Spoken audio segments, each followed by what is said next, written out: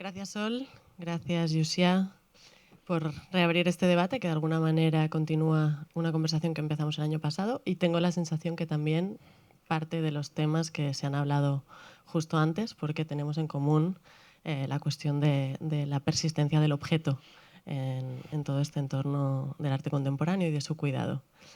Hemos puesto este título, que empezó siendo un título provisional y al final se solidificó, pero antes de entrar en el título y en la explicación quería solo recordar que hoy es 7 de octubre y que justo hoy se cumplen 2 años del que está siendo un genocidio muy salvaje en Gaza y no quería perder la oportunidad de decirlo y de hablar de nuestra propuesta cromática de cita. Entonces, este título provisional pretendía, partiendo de una cosa que me permito compartir, que igual es de cocina interna, pero lo comparto igual, que es que no era muy fácil encontrar gente que quisiera hablar en esta mesa, ¿no? Y creo que eso lo puedo decir, ¿no? Y creo que es porque se da por hecho que si se toma la palabra en este tipo de conversaciones, porque se habla desde la ejemplaridad y desde todos los checks conseguidos, y eso efectivamente pues es muy difícil. También porque cuando hablamos de sostenibilidad y lo hacemos en clave sectorial, muy a menudo se tienen en cuenta ciertos parámetros, ¿no? Como ciertas mediciones, y pues las operaciones para reducir ese imaginario de la monitorización de la sostenibilidad pues son operaciones a veces muy costosas, que puede ser muy abrumador decir si total yo, ¿no? A nivel muy prosaico mundano, yo qué voy a cambiar con que mi galería tenga otro tipo de, no sé, de proveedor energético, ¿no? Entonces, por un lado, queríamos deshacer toda esta cuestión de la ejemplaridad, porque ninguna de nosotras aquí habla en esa clave, y aterrizar, al contrario, como algunos rasgos, prácticas, propuestas, que igual a otra escala o según otros parámetros nos parecen que hablan de sostenibilidad. Y eso nos conduce a la segunda propuesta de la mesa, que veréis que arranca como muy cerca del imaginario de sostenibilidad y tal vez progresivamente se va alejando, que es hablar de sostenibilidad en otros términos. Ahí donde igual pues no estaríamos diciendo, no, es que efectivamente esto también es sostenibilidad. Luz Broto, cuando le invitamos a esta mesa, su trabajo creo que ni ella ni nadie lo ha hablado necesariamente en términos de sostenibilidad y sin embargo tiene un tipo de práctica que es en cierto modo muy sostenible, ¿no? Entonces, esto, por ejemplo, y las cuestiones que ella va a traer desde el punto de vista artístico, igual tienen que ver con sostenibilidad, con pactos potenciales que se podrían hacer a nivel de artista-galería, artista-institución, que contribuyen a la sostenibilidad y que igual no son grandes intervenciones logísticas, pero es que nos parece igualmente importante resaltar. No me dejo nada. No, por ahora. Entonces, os agradezco mucho a las que sí habéis aceptado unirse a esta conversación. Y entonces tengo el gusto de conversar hoy con Olga Subirós, Manuel Silva y Luz Broto.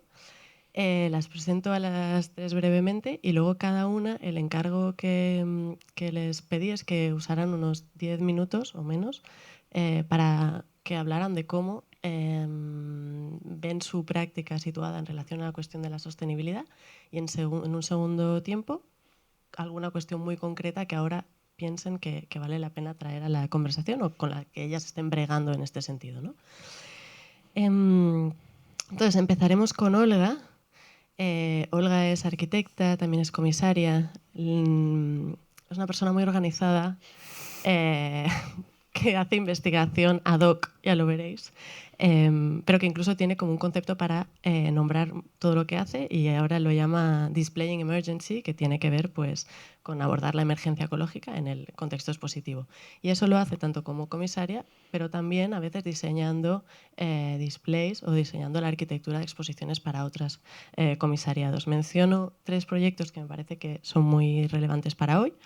Uno que todavía podéis ver, y si estáis unos días en Barcelona, pues está en el Design Hub y es Matter Matters, que es de hecho la presentación o la propuesta de presentación de colección permanente del museo. Y me parece muy interesante cómo una colección permanente coloca, gracias en parte a su mirada, la cuestión de la sostenibilidad en el centro. Un proyecto que se pudo ver en la Bienal de Venecia de Arquitectura en 2021 en torno al aire. Y luego una exposición que en el CCCB pues, también fue bastante importante y que seguro recordáis, que fue Big Bang Data. Y sin más introducción, te cedo la palabra. Vale. Bueno, he traído como una presentación. A ver, sí, vale. Es como un carnet de notas sobre este tema y compartir este título, ¿no? Que alguna vez, bueno, creo que todos tenemos esta sensación, ¿no? Esto es Melancolía, la última secuencia de la película y todos estamos algo así, ¿no? Esta sensación de que algo, ¿no? que viene, ¿no? Es ese cambio climático y esas crisis ya en estado crónico, ¿no? Ecológicas y sociales en las que estamos inmersos y las herramientas que tenemos son esas 4 ramas, ¿no? Ese refugio y un poco como nos vemos qué podemos hacer, ¿no? Y esa imagen a mí me interpela mucho y me hace reaccionar, ¿no? En el sentido por mi carácter, ¿no? De ponerme a la acción, ¿no? Y claro, lo que haces es buscar referencias, ¿no? Como arquitecta, obviamente tengo unos conocimientos, ¿no? De materiales y espaciales, de cómo bordar, pero también, ya que trabajo desde hace más de 20 años para instituciones culturales, pues ver realmente qué dice el sector, ¿no?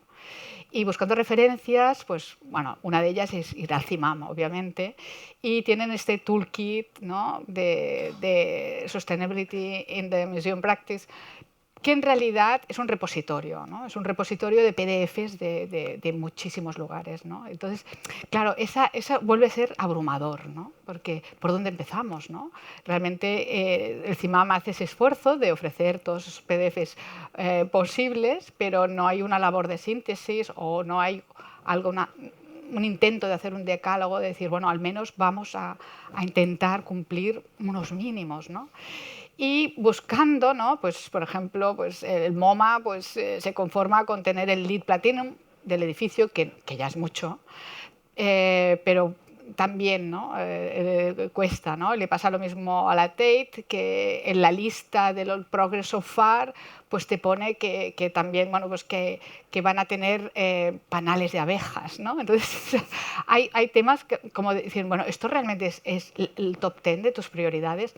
Bueno, es complicado, ¿no? El Ministerio de Cultura igualmente también, cuando uno espera encontrar algún tipo de protocolo, lo que encuentra pues, es cultura y desarrollo sostenible, y son 10 artículos de personas que, en su buena medida, cada uno aporta su visión, pero no hay un trabajo de síntesis, ¿no? Cataluña lo mismo, ¿no? Con el Departamento de Cultura, obviamente hay el Pla de Museos del 2030, el manual de prácticas ambientales son 15 páginas, de las cuales 3 es la introducción. O sea, realmente estamos aquí, ¿no? En Barcelona hay una serie de Pla de Sostenibilidad del ECUP, que es del 16, ¿no? Que obviamente creo que sería muy revisable hoy día. Y luego, como criterios de cuando uno pide una subvención, pues qué puedes decir, qué puedes aportar como para que consigas los 0,4 puntos de más positivos de que tu propuesta es sostenible, ¿no? Entonces, claro, dentro de esto, pues al final, ¿cómo trabajo, no? Pues trabajo a partir bueno, pues de alguna input de estos diferentes, esta documentación, pero básicamente desde mi práctica como arquitecta, ¿no? Desde el conocimiento. Entonces, para mí, en cuanto al diseño, ¿no? Para mí estas 4, digamos, conceptos son los más importantes, ¿no? Sobre todo la durabilidad, ¿no? El reuso, como última posibilidad, la reciclabilidad, o sea, eso sería como en principio lo último deseable, no como primera opción, y encontrar esas colaboraciones afines que ya os contaré. Entonces, esta es la exposición, bueno, una de las secciones de la exposición Matter Matters, y ahora entraremos a ver un poco como su materialidad, ¿no? Yo elegí este perfil ítem industrial de aluminio por su flexibilidad y por la capacidad que tiene, que una vez la exposición termine su vida en este museo, pueda, por la flexibilidad en su uso, la cantidad de accesorios que permiten que tenga otras configuraciones, pueda ser usada en exposiciones temporales o cedida o alquilada, pero que tenga esa larga vida, ¿no? Y solo en ese momento final, que por lo que fuera esos perfiles no pudieran tener una vida más larga, sabemos que el aluminio, al fundirse, recupera el 100% de sus propiedades. No ocurre lo mismo, por ejemplo, con el DM, que sabemos que tiene colas que aglutinan las virutas y que lo hacen imposible, ¿no? En su reciclaje. Luego, por ejemplo, pues en la exposición hemos usado materiales que el propio museo tiene, como campanas de vitrinas o maniquís, ¿no? Y eso, pues hay que, ¿no? Yo, siempre me interesa mucho el museo trabajar con lo que ya tienen, ¿no? Y luego hay este trabajo de buscar estas afinidades, ¿no? Y en un momento dado, ya sabemos que los presupuestos en cultura son muy ajustados, pues decidí que como base, no solo por un tema estético, iba a usar, en esos perfiles se iba a apoyar cristales, ¿no? Estos vidrios de Cricursa, y lo solicité como patrocinio, ¿no? Entonces ahí sí que hay también esa sinergia, ¿no? De buscar qué empresas pueden aportar, sabiendo que esos vidrios pueden quedarse en el museo, porque además son vidrios Stadip, o sea, que pueden cortarse, no como la exposición anterior a esta, que se llamaba Extraordinarias, que tenía todos los vidrios templados. Un vidrio templado no lo puedes cortar. Entonces había metros cúbicos de vidrio que en una primera visita a la exposición preexistente yo pensé en reutilizar, porque realmente eran unos paramentos enormes de vidrio, y el diseñador, el museo, pidió que fueran templados. En ese momento desactivaron cualquier posibilidad de reuso, ¿no? Entonces, aquí sí que son vidrios Stadip, y se pueden cortar, se pueden reutilizar, se pueden almacenar bien, tienen los cantos pulidos, y obviamente también, pues como el vidrio, igual que el aluminio, lo puedes fundir y conserva sus propiedades, ¿no? Otra afinidad es que en la exposición liberé este espacio que estaba bloqueado, y liberé este mirador como espacio también para programas públicos, y el museo no tenía capacidad para amueblarlo, no había en el presupuesto ni de la exposición ni del museo la capacidad de equiparlo con sillas. Ahí conseguí que Andrew Wall nos la cediera, y aquí también es muy importante. Yo cuando voy a buscar un patrocinador tiene que estar totalmente alineado a la exposición, ¿no? Yo como comisaria y como diseñadora, ¿no? Entonces esto es un termopolímero 100% de PET reciclable y pues con premios internacionales, ¿no? Y entonces, ¿esto con qué quiero decir? Bueno, porque ya sabemos que, no sé, otros patrocinios han desaparecido, ¿no? Y están por desaparecer en muchos museos, como por ejemplo British Petroleum con la Tate, pero en esta exposición tuvimos ofertas, no voy a decir nombre de empresas, que yo desestimé porque sus productos en estos momentos pues, provocan enfermedades probadas en sus trabajadores, ¿no? Para lo que es la publicación me preocupa, yo como comisaria, diseñadora y también, ¿perdona? No, vale. Y como editora del libro, pues puse como condición al coeditor del libro, que es un Ayuntamiento de Barcelona y Actar Publishers, que fuera un libro hecho en Europa. Eso quiere decir que el papel es 100% reciclado proveniente de Francia, las tintas son alemanas y se ha impreso y encuadernado en Barcelona, ¿no? Entonces, para esto son como pequeños detalles que a mí me importan mucho. Pero la sostenibilidad, esta es la pregunta, ¿es solo material?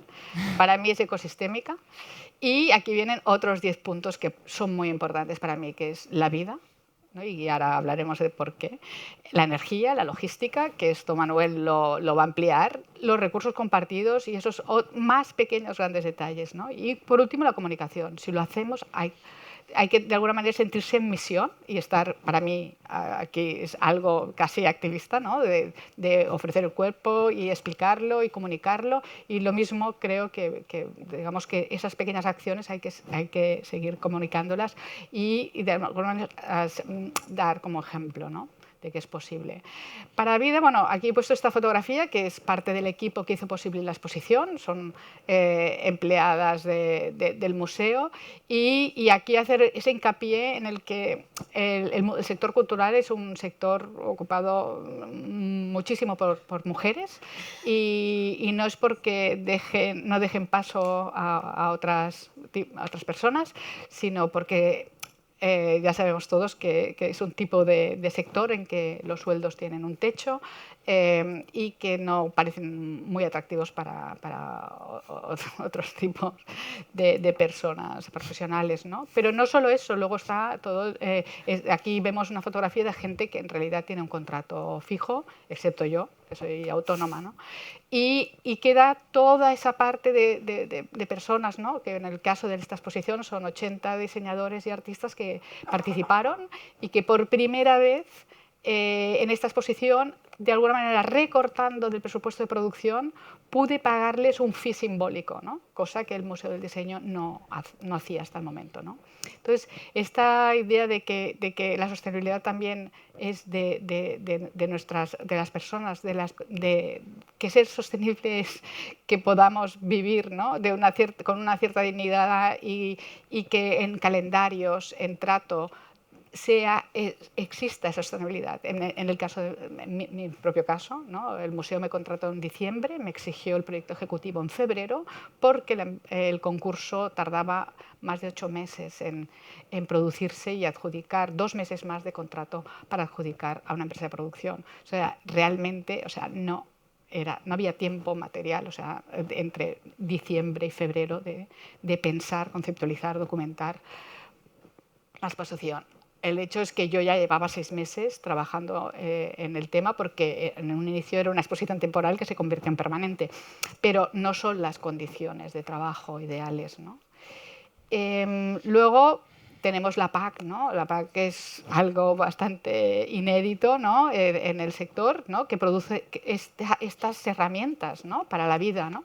Que garantizan buenas prácticas, que se preocupan de crear guías para una remuneración digna, para unas convocatorias cuidadas, ¿no? Y eso yo creo que no es solo para los artistas, es para todo el sector. Entonces, yo creo que las galerías, bueno, la mayoría supongo que las conocéis, pero si hay gente de fuera, ¿no? Que entienda que aquí, ¿no? hay digamos, otro agente, ¿no? Que vela por la vida. Luego, en temas de energía, comentaros que a mí es un tema que me preocupa como arquitecta, ¿no? Y como ciudadana también, porque en esto que forma parte de la exposición y forma parte de la publicación y que use parte del presupuesto de producción para hacer esta imagen inédita de que el Museo del Diseño es un edificio público que pierde energía, ¿no? Que en su diseño está mal, ¿no? Y que va a luchar con la energía interior, ¿no? Con esa calefacción, con ese aire acondicionado, por esa pérdida energética, ¿no? Entonces, para mí, también el trabajo curatorial y espacial es de denunciar, de explicarlo y también preocuparme, ¿no? Entonces, yo una de las cosas que hago cuando entro en una institución es preguntar, bueno, cómo funciona el tema energético. Todos sabemos también, ¿no? Que estamos con este imperativo casi universal de la temperatura 25 grados y una humedad relativa de 50%, que eso a mí me gustaría transicionar ecológicamente, ¿no? Porque las colecciones lo que no tienen es que tener saltos de temperatura, pero podríamos transicionarlas para conseguir elevar y no tener ese gasto tan fuerte, ¿no? Entonces, bueno, una de las preguntas que he hecho en un primer así cuestionario, muy por WhatsApp, bueno, pues sabemos que el MENAC contrata a Barcelona Energía, 100% renovable, el MAC, Base SB, Museo Tapias, Fundación Miró, Endesa, pero importante, por eso pongo los NIFs, porque es Endesa Energía Renovable, no es la Endesa habitual en muchos espacios domésticos y locales comerciales, ¿no? Y os explico una anécdota. Cuando me invitó Azcuna Centro a dar una charla, me dijeron, no, nosotros estamos con Iberdrola. Y digo, sí, pero ¿qué Iberdrola? ¿No? Y hasta el 2022 ellos creían que estaban pagando renovable y estaban pagando al NIF de energía no renovable, ¿no? Y con mi pregunta cambiaron el contrato. El Museo Reina Sofía, lo mismo, cuando los amigos del Museo Reina Sofía me llaman para dar una charla, les hago la misma pregunta y en ese momento era gas natural. Ahora, menos mal, están con Acción a Energía, ¿no? Entonces, digamos que las instituciones están transicionando bien, se preocupan, ¿no? De logística no voy a hablar porque Manuel lo hará muy bien. Y de recursos compartidos es de la misma manera que pedimos en préstamo, ¿no? En el caso de la exposición Matermates, que es una exposición del Museo del Diseño, hemos pedido piezas al Museo Marítimo, al Museo de Geología, bueno, de Ciencias Naturales, al Departamento de Geología y a otros museos, ¿por qué no podríamos pedir prestado mobiliario, ¿no? Entonces, esto es lo que hace la Diputación, que tiene este primer intento de compartir pues, su stock, ¿no? Entonces, tienen vitrinas, tienen monitores, pero solo para los museos de su red. ¿Por qué no está abierto a más actores? ¿Por qué no es más extenso este recurso, ¿no? común, que en realidad es dinero público, ¿no? Esto me gustaría. Y los pequeños grandes detalles, estoy muy contenta, porque hoy tenemos esto, ahora os lo enseño. O sea, que las actividades de público, de programas públicos que hemos hecho en Matermaters, hay agua en vidrio y vasos, ¿no? Y aquí, en 2014, teníamos plástico, en el 2022 teníamos plástico, y estoy muy contenta de ver que hoy tenemos vidrio y vasos. Entonces, hubiera sido, no lo sabía, yo lo voy a decir, pero estoy muy contenta porque vamos bien. Esto quiere decir que el cambio es posible, ¿no? Entonces, la pregunta es, ¿galerías sostenibles? ¿Podemos hacer un posible decálogo no abrumador? Bueno, esta es mi primera, digamos, pero claro, un poco a partir, son los 10 puntos que he comentado, ¿no? La durabilidad, el reuso, la reciclabilidad, las alianzas afines, la vida, la energía, la logística, los recursos compartidos, los detalles que suman, como el agua, y comunicarlo, contarlo, ¿no? Realmente contarlo. Y nada, y acabar con que la sostenibilidad sería el mínimo y necesitamos regenerar, devolver vida, corregir desigualdades, practicar afecto radical por lo existente, cuidar como infraestructura en los materiales, diseño, contratos, logística, energía, pequeños y grandes detalles y protocolos se juega esa transformación. Y ya está. Gracias. Gracias, Olga. Creo que aquí hay una mesa de trabajo en ciernes. Ya está como el guión. Ahora solo hay que sentarse sí, no sé y comentar. Manuel, no sé. Yo estoy muy contenta de que estés en la mesa porque creo que en el caso de la sostenibilidad, como en tantos otros, las infraestructuras y las logísticas de todo este entramado dan muchísima información. Y me imagino que tus años de experiencia te han convertido en una especie de manantial ¿no?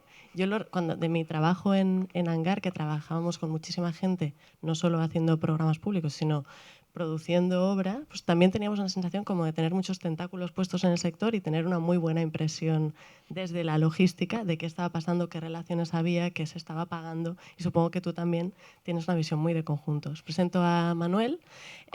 Manuel tiene un recorrido fascinante porque empieza estudiando Historia del Arte y Museología, después trabaja como coordinador de exposiciones, es profesor también en la universidad y ahora lleva 25 años dedicado al transporte de arte, los 15 últimos en Feltrero, y eso quiere decir que no solo es transporte, tiene como muchos servicios y en ese sentido creo que tiene una visión muy, muy general de toda la capa logística, porque tenéis servicios de embalaje, correcto, almacenaje, producción, conservación. Correcto. Y un largo etc. que ahora a lo mejor no resume. Que intentaré resumir.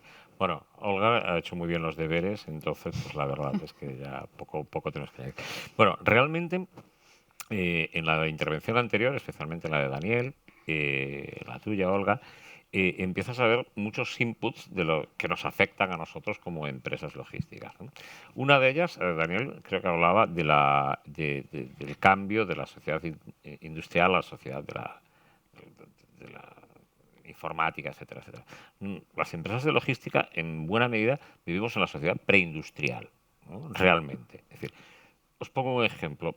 En la práctica, es decir, los procesos que se llevaron a cabo en su día, por ejemplo, para sacar las obras del Museo del Prado durante la Guerra Civil, no han variado de una manera considerable, ¿no? Obviamente, los cuadros del Prado se embalaron en paja, en unas cajas, etcétera, etcétera. También en una situación de guerra.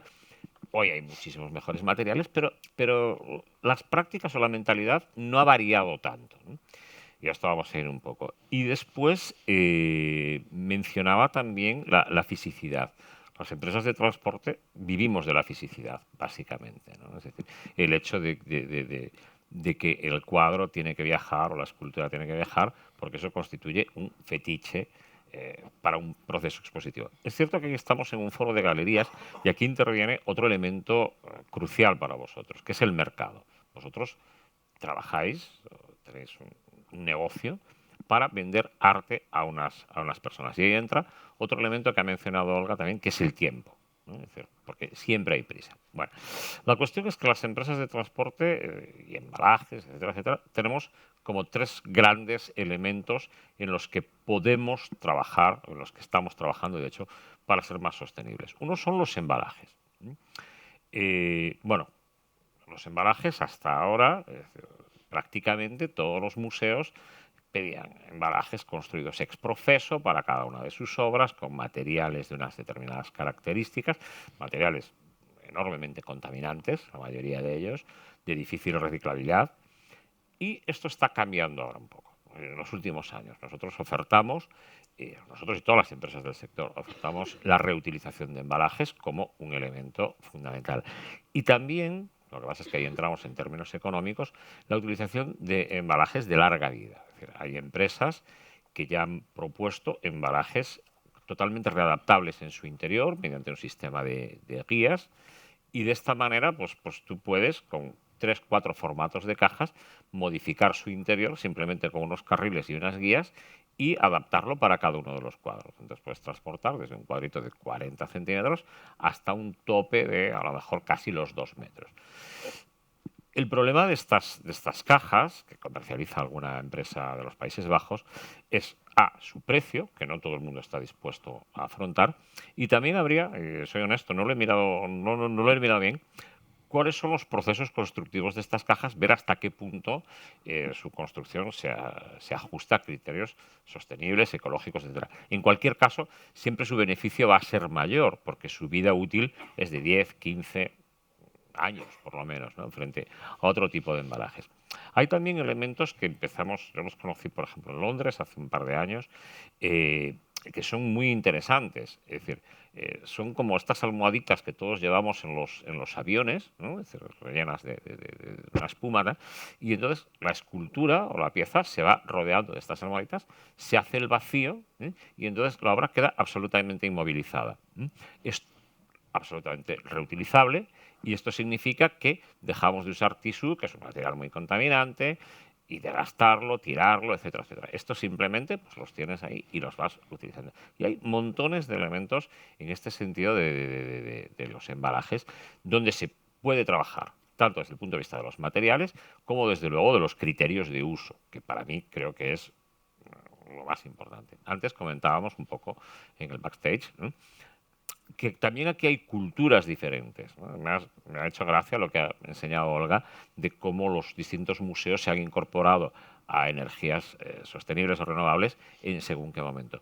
Es cierto que, por ejemplo, aquí en Cataluña, y en el País Vasco en general, también hay una cultura mucho en los pliegos de instituciones públicas mucho más cuidadosa con estos elementos. Es decir, yo acabo de hacer un concurso para una institución pública catalana donde se primaba la reutilización de embalajes, el uso compartido, etcétera, etcétera.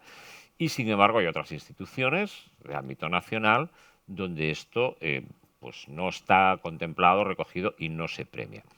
En Cataluña también en general, cuando tú presentas en tus concursos la flota, y ahí saltaríamos ya a la logística, también se valora que los camiones, los vehículos sean eléctricos, sean eco, etcétera, etcétera. En otros sitios este requisito no se puntúa. Y coincido ahí con lo que decía Olga, de la pluralidad de opciones y de buenas intenciones, pero que no se concretan ni siquiera en un framework mínimo. Esto hemos hablado un poco de los embalajes. La siguiente cuestión serían los transportes. Y aquí entramos, en cuestiones que por eso os decía, ¿no? Es decir, el tiempo. Un factor fundamental para ser sostenible es poder consolidar transportes y de esa manera realizar muchos menos desplazamientos exclusivos, como muchas veces sucede. ¿Qué es lo que pasa? Que vosotros vivís en un sector donde muchas veces, cantidad de veces, galerías, a mí especialmente en Madrid, me piden, oye, esta tarde hay que ir a casa de tal cliente que quiere hacer un viewing, no sé qué. Esa obra no le gusta en su salón o en su jardín o lo que sea, te la retiras, al día siguiente llevas otra, tal. Es como cuando vamos a Zara a probarnos jerseys, ¿no? Pero claro, aquí es que tienes un camión, llevas una obra, 2 operarios, no sé qué, quita la obra, tal. Es lo menos sostenible del mundo ese procedimiento, ¿no? O las prisas que tal cliente quiere la obra tal día en su casa por razones ABC. Bueno, consolidar transportes, trabajar en forma de shuttle, etcétera, etcétera, es una forma muy buena, muy fundamental de sostenibilidad. El uso, por ejemplo, claro, es decir, ahí viene otra cuestión, ¿no? Cuando los criterios curatoriales se pide una obra a Estados Unidos o se pide una obra en su día a Rusia, etcétera, etcétera. Y muchas veces sin un criterio, desde mi punto de vista, absolutamente lógico. Como anécdota, yo siempre cuento en una exposición en la que yo participaba, casi al principio de mi carrera aquí, donde se pidieron a Tucson, Arizona, unas fotografías que viajaron de Tucson a Los Ángeles, de Los Ángeles a Nueva York, de Nueva York a Madrid, de Madrid a una ciudad española, y había una copia moderna de las mismas en Cáceres. Yo, sinceramente, me quedé acojonado, ¿no? Es decir, de que estuviesen dispuestos a pagar $N$1000 solo por este fetiche que supone tener la obra original expuesta frente a la copia, hablando además de fotografía, ¿no? Entonces, ¿no? Bueno, esto, por ejemplo, pues es absolutamente, yo creo que crucial, es decir, un proyecto curatorial sensato, desde el punto de vista económico y también sostenible. Es decir, ¿para qué? También me han pedido traer un Chagall de Moscú cuando se traían de París 40 Chagall. Es decir, hombre, el de Moscú es absolutamente necesario. Ojo, de Moscú se viene hasta España en camión. Imaginaros lo que es el recorrido. Y se viene en camión a San Petersburgo, de San Petersburgo a Finlandia, de Finlandia por un ferry hasta Alemania, o sea, es un movidón, ¿no? Y esto se ha hecho, pero vamos, con bastante alegría. Y después hay un tercer tema que desde mi punto de vista es un poco loco también, que es el de los correos, ¿no? Es decir, estas personas que son feritarios de que la obra llega en unas perfectas condiciones tales como salió de Nueva York, Moscú o lo otro. Bueno, a día de hoy hay 40 aplicaciones donde desde una tablet se hace el mapping completo de daños de una obra de arte, cómo sale, etcétera, etcétera. El compromiso de las empresas es trasladarla en el menor tiempo posible. Nueva York-Madrid es un vuelo de 8 horas, sale de JFK y llega a Madrid.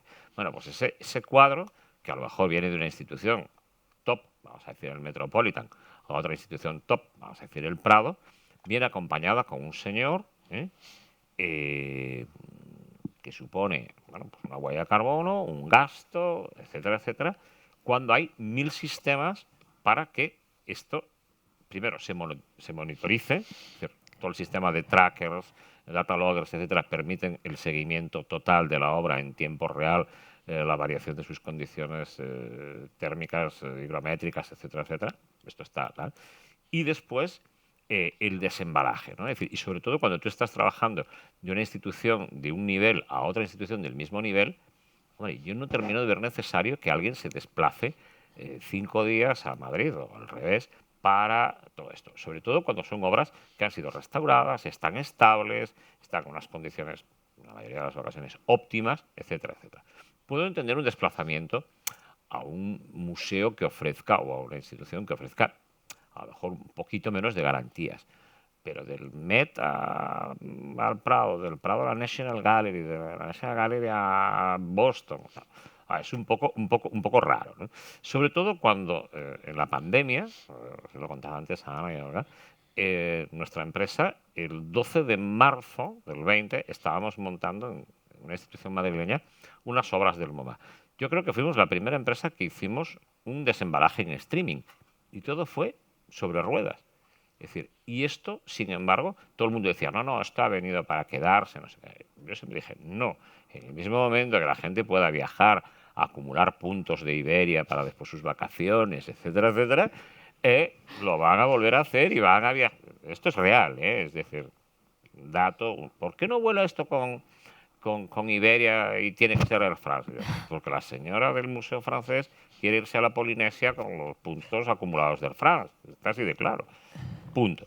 Todas estas son, digamos, hay miles de cosas que podríamos hablar, pero esto es un poco sí, como los grandes temas que están sobre la mesa y que habría que reflexionar sobre ellos. Después hablaremos de lo que estamos intentando hacer. Muchas gracias. Y Luz Broto, pues como decía antes, que es una artista que trabaja con proyectos hipersituados y que en su caso se cumple una máxima que yo podría citar hasta la saciedad que acuñaron las artistas de The Artist Placement Group en Inglaterra en los 70, que decía: el contexto es la mitad del trabajo. Y que de alguna manera, ¿no? Hablamos mucho de sostenibilidad de kilómetro cero y en general se aplica a cuestiones materiales, pero hay toda una serie de otras cuestiones y trabajar con el contexto y con la hiperproximidad pues también es una práctica sostenible.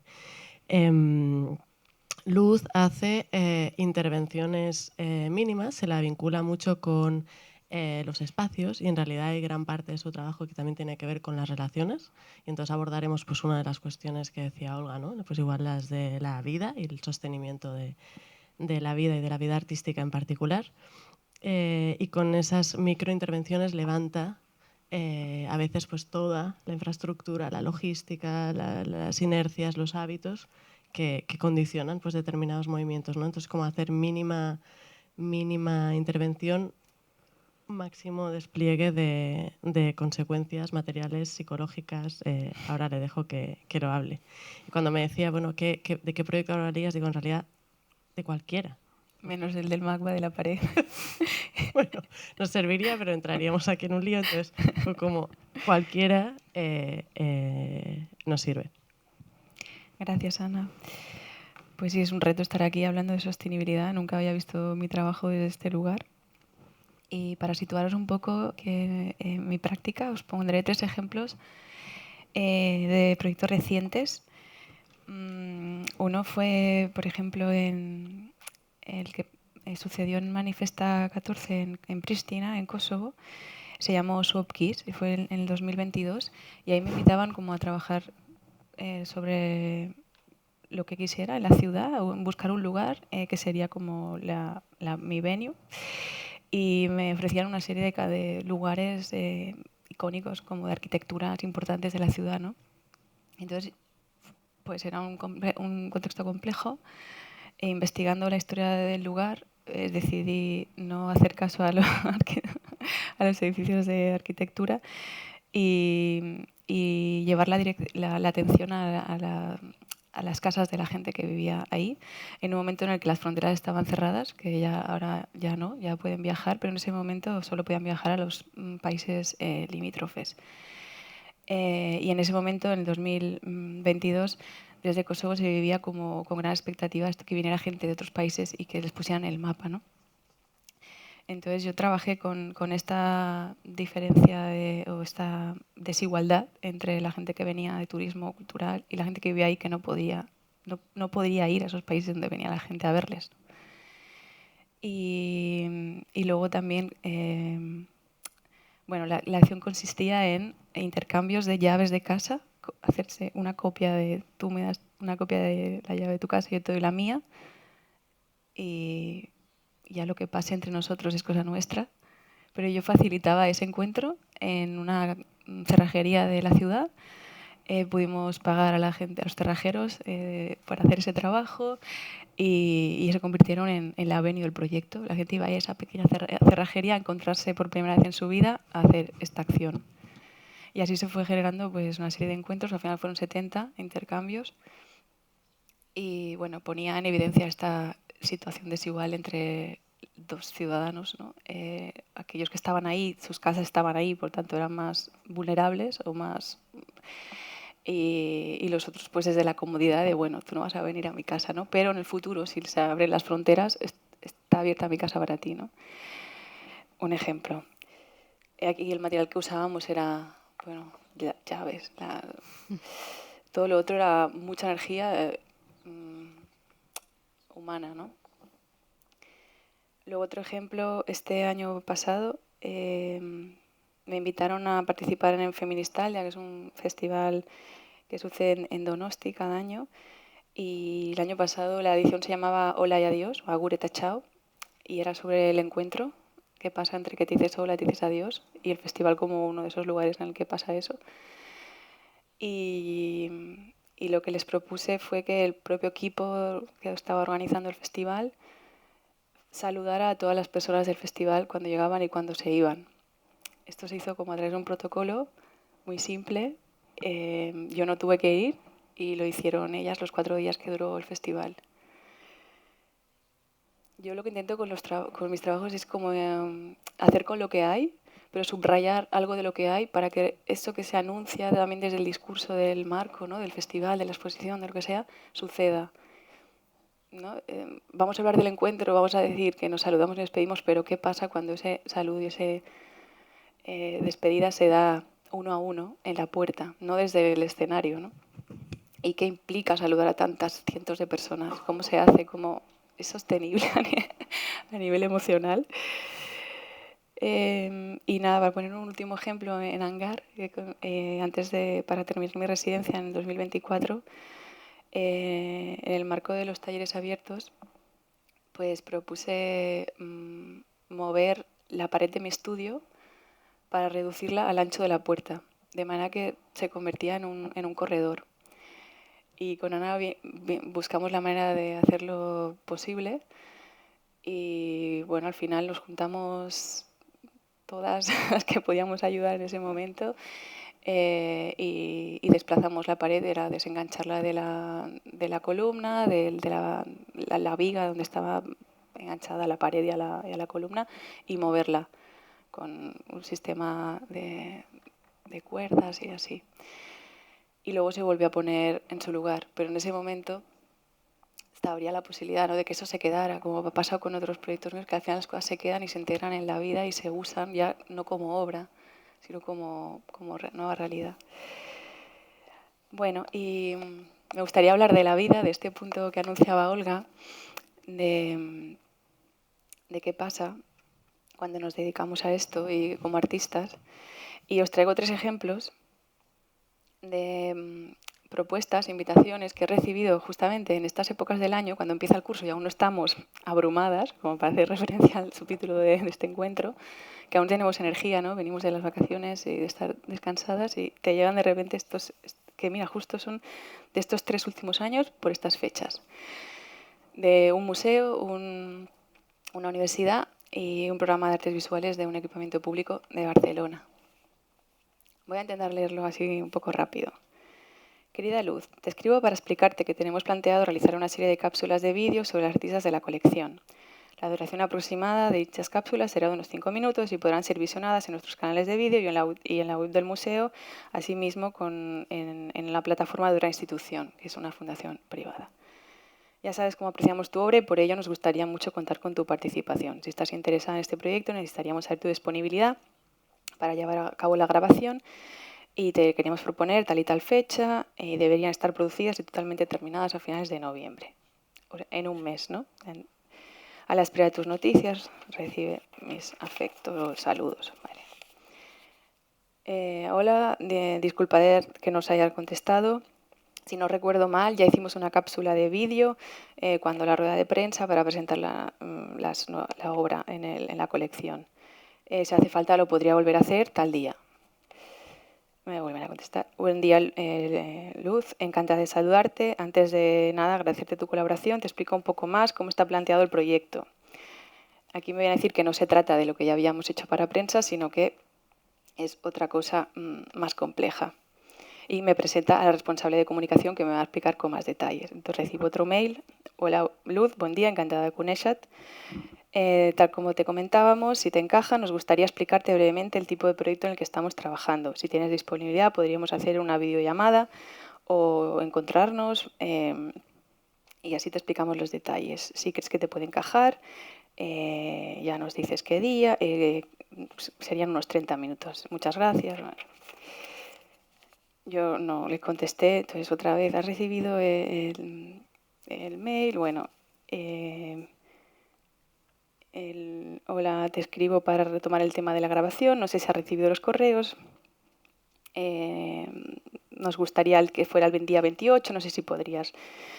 Hola, disculpar que no he podido contestaros, pensaba que era una grabación sencilla, como la que hicimos la otra vez, pero por lo que estáis diciendo se trata de un proyecto que requiere tiempo de dedicación. Ahora estoy de viaje, os agradezco si me podéis explicar brevemente de qué se trata, quién participa, qué condiciones, etcétera. Muchas gracias, hola Luz, muchas gracias por tu respuesta y disculpa la insistencia. Entiendo que debes estar con muchas cosas ahora mismo. Te explico brevemente. Estas cápsulas de vídeo se van a transmitir en estas plataformas, serán de unos 5 minutos. Bueno, para hacer algo diferente y buscar algo único y especial vinculado con la exposición, nuestra idea es que cada artista pueda hablar de la pieza, pero que en el montaje también puedan aparecer imágenes que les parezcan sugerentes, vinculadas a la obra y con os ofrecemos una cámara durante una semana para que podáis grabar lo que consideréis. Que puedan ser fuente de inspiración o de alguna forma relacionada con la obra. Después quedaremos un día en el museo y haremos una pequeña entrevista. Este rodaje será de 1 hora y media, máximo. La productora encargada de montar todo esto lo montará. Si tienes cualquier duda, aquí estamos. Bueno, entonces yo también tardé en contestarles. Hola, buenos días a todas. Disculpar que hasta ahora no he podido leeros. Gracias por la explicación y por pensar en mí. Una pregunta, ¿el encargo está remunerado? Porque entiendo que es una faena que implica horas de creación y producción de contenidos. Si queréis lo hablamos por teléfono. Hola Luz, buenas tardes. Muchas gracias por tu respuesta. No, el encargo no está remunerado. ¿Cuántos mails para llegar a esto? En cuanto al material que os solicitamos para complementar la obra, hablamos de que sea un metraje de media hora. Solo es eso, ¿no? Teniendo en cuenta que la pieza será de 4 o 5 minutos, cogeremos un poquito, ¿no? De todas maneras, entiendo que requiere una implicación diferente a la de una entrevista a Luz para prensa. Bona tarda i bon any a totes. Disculpeu la tardança en respondre un altre cop. Siento deciros que si el encargo no está remunerado, no me parece adecuado realizarlo por no contribuir a precarizar el trabajo que hacemos como artistas. Pero podéis contar conmigo para comunicar la pieza, ya que aprecio mucho que exista y se esté realizando, y me gustaría que se comunicase para que se entienda bien la dimensión temporal de la pieza y la colaboración que estamos teniendo. Entonces ahí otra persona del equipo entra y me responde. Luz, entendemos que forma parte de la difusión de tu obra, por la que obviamente has sido remunerada. Y yo ahí me tomé el tiempo de responderle. Buen día. La comunicación me interesa y muy a menudo pienso que no se hace como debería. También he estado muchos años implicada en Graph, que es una plataforma para compartir recursos y que, bueno, eso es otra historia, pero era básicamente comunicación entre el sector. Siempre que el museo me ha pedido cualquier cosa a nivel de comunicación, como radio, vídeo, ruedas de prensa, lo he hecho. Pero lo que estáis pidiendo ahora es generar un contenido creativo específico que ya está definido por la productora que está realizando el proyecto. Este encargo requiere un tiempo de dedicación de idear y generar este contenido que funciona casi como una pieza audiovisual. Todos los profesionales que intervienen en un proyecto han de ser remunerados cuando supone un trabajo. Por ejemplo, cuando nos pedís que hagamos un taller relacionado con la pieza que tenemos en el museo, recibimos unos honorarios. ¿Por qué una grabación de 30 minutos no se considera un trabajo? ¿Por qué?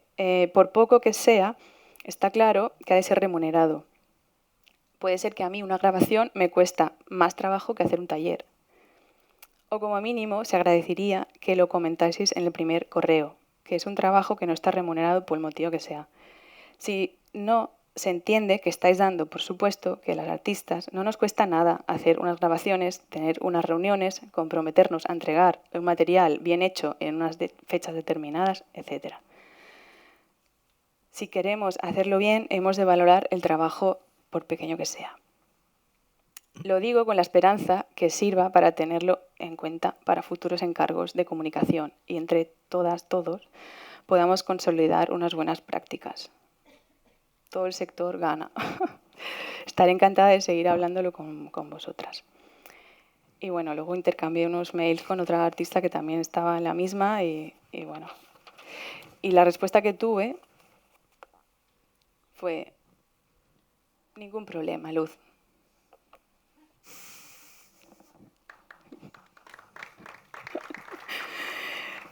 Tengo 2 ejemplos más, pero bueno, Igual nos los es más de lo puedes mismo. resumir. Entiendo que la lectura es importante porque solo, creo, le contaba a Luz esta anécdota antes.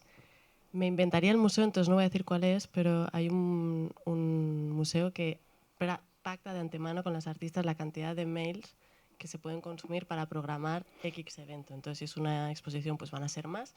Si es una charla, menos. Pero eso quiere decir que cuando mandas un correo, pues te aseguras de que abras y cierres el máximo de cuestiones, porque ni que sea contestar correos, y en ese sentido estábamos todas aquí como Luz, ya sabemos dónde vas a llegar, pero el ejercicio de leerlos tiene que ver con reproducir ese tiempo y esa especie de trabajo siempre obviado. Sí. Si quieres puedes decir brevemente... Vale, los casos. Sí, porque creo que no son todos para el mismo tipo de cosa. Sí, otro es una escala más pequeña. ¿Tenemos 10 minutos? Bueno, pues... Oh, ya está. Vale. Sí, ya está. Pues abro directamente sin hacer ni resumen de... Igual solo quería decir que en todos los casos estas personas que te contactan y te proponen cosas que no te van a pagar o te van a infrapagar, que hay que decirles que no, y puedes decirle que no cuando ya tienes una experiencia y ya no te da miedo decir que no. Todas estas personas tienen sueldos. y quería ligarlo con esto de la vida, de decir que esto es insostenible, este sistema. Y las artistas son las que están en la peor posición. ¿Y cómo hacemos esto sostenible? Es pues gracias o a costa de la salud, la familia, las amigas, la asociación de artistas. Y en este entramado, ¿no?, de relaciones, la galería tendría que ser un lugar de apoyo también a nivel emocional y también de generar ilusiones de hacia dónde vamos, qué hacemos con lo que ya has hecho, cómo lo movemos, cómo generamos nuevos marcos de trabajo, idealmente. Abrimos a preguntas. Hay una pregunta. Hola, no es una pregunta de verdad, pero es la cosa que quería comentar a Manuel sobre las entregas y los dispositivos que siguen todas las obras. No sé, nosotros galeristas tenemos obras perdidas cada no sé qué, no sé cuánto, con todos los sistemas. Sigue en este espacio. ¿Dónde está? No sabemos. Pues por eso no es la sistema muy segura. De compañías de entregas siempre pierden todo. No existe la compañía que no pierde obras, por eso no veo nada mal si la obra es muy preciosa. No sé si un Chagall viaja de un museo a otro, que viaja con una persona acompañante. Bueno, vamos a ver. Bueno, en el caso además de los museos rusos y muchas instituciones europeas, por cuestiones de seguros, viajan en el propio camión. Es decir, venir desde Moscú hasta Madrid en un camión... De tela. Claro, es decir, bueno, entiendo, es decir, porque en ocasiones también lo hemos vivido, hay galerías o hay proyectos en los que por una cuestión de costes nos piden que utilicemos servicios de courier. A todos nos han perdido cosas en un sistema de courier. Realmente en una empresa de transportes como las nuestras, no solo Feltreros, sino las del sector, hombre, la pérdida de objetos es... una cosa de objetos o de obras es realmente rara. puede haber un decalaje, puede en un periodo de almacenaje producirse algún susto, puede un aeropuerto producirse algún susto también porque te han cambiado la hora de vuelo, etcétera, etcétera. Pero yo en 25 años, en las 2 empresas en las que he trabajado, nunca hemos perdido nada. Y no me consta que otras empresas del sector les haya pasado. Sí, todos hemos sufrido en alguna ocasión algún hurto, pero menor. Yo cuando hablo del correo, es decir, me refiero a correos, bueno, es decir, que están viajando con... Es que hay muchas anécdotas de correos que es que tampoco vienen al caso, ¿no? Es decir, de correos cuya práctica profesional, pues hombre, deja un poco que desear también, ¿no? No, pero entiendo lo que proponías, como que si hubiera un principio funcionando de confianza, Claro. yo me puedo asegurar del tramo hasta... Exacto, ¿no? es decir... que es la persona que es mi... Es muy de la otra sencillo. organización podría hacerse cargo igual. Es decir, es muy sencillo. Una obra que sale de Nueva York puede tener un correo local hasta la salida del vuelo y a la llegada a Madrid, un correo local de Madrid se hace cargo de la obra. Es decir, durante todo el periodo que está volando esa obra, va en la bodega de un avión. O sea, de la misma manera que cuando un camión lleva obras en ferry, de Roma a Civitavecchia o una cosa de este tipo, el correo va en su camarote, no puede estar sentadito allí dentro del camión. O sea, entonces, bueno, hay casos y casos. Si a lo mejor vas a prestar la obra a un museo que no te ofrece unas garantías, pues, bueno, pues es comprensible, pero hombre, de top a top me parece un poco a veces innecesario. Vivo de esto, ¿eh? O sea, que por mí que viajen, pero... Hola, buenas tardes. Muchas gracias por vuestra charla. Quería haceros 2 preguntas. La primera es si existe, a nivel de asociación de artistas, después de la experiencia que ha contado Luz, alguna suerte de decálogo, de relación entre galerías y artistas, un poco para cubrir las espaldas a ambos, ¿no? Y segundo, si existe algún convenio entre estas asociaciones de artistas y las galerías para el cumplimiento de estas buenas prácticas o esta suerte de decálogo, ¿no?, de buenas prácticas. Esa sería la pregunta. Gracias. Sí, se ha estado trabajando en código de buenas prácticas. Esto ha ido mejorando mucho la situación en los últimos años, pero aún no hay nada que se cumpla y algo firme. Y si hay, es más en las instituciones, porque las galerías, dentro de todo este entramado, las galerías es las relaciones más raras, que igual algunos tienen contrato, pero no es común. Es como lo más extraño son las galerías. Está la propuesta de Olga. Sí, en el slide que podría volver a pasar, en la PAC tiene modelos de contratos, tiene incluso tarifario, y sobre todo para visualizar ese trabajo invisible que hay que facturar igualmente. No es solo vender una obra o hacer una colaboración con una institución cultural, pero no, hay toda una serie de trabajos como los que comentaba ella, que a veces son de comunicación o que no se pueden pedir así. O sea, eso es increíble que siga ocurriendo, ¿no? Entonces, la PAC tiene todos esos recursos disponibles para los artistas, pero no ha conseguido ese vínculo con las instituciones y con las galerías de obligado cumplimiento. O sea, eso solo es una propuesta, ¿no? Estaría muy bien que desde el sector de galerías, porque creo que también es un conocimiento muy específico y unas casuísticas muy específicas que no son comparables a la institución y que estaría bien que se generaran como acuerdos en ese sentido, sí. Ana, aquí hay una pregunta. Sí. Hola, buenas. No soy mucho de hablar en público, entonces si me tiembla la voz es por eso. Pero no conocía tu trabajo, Luz, me ha encantado.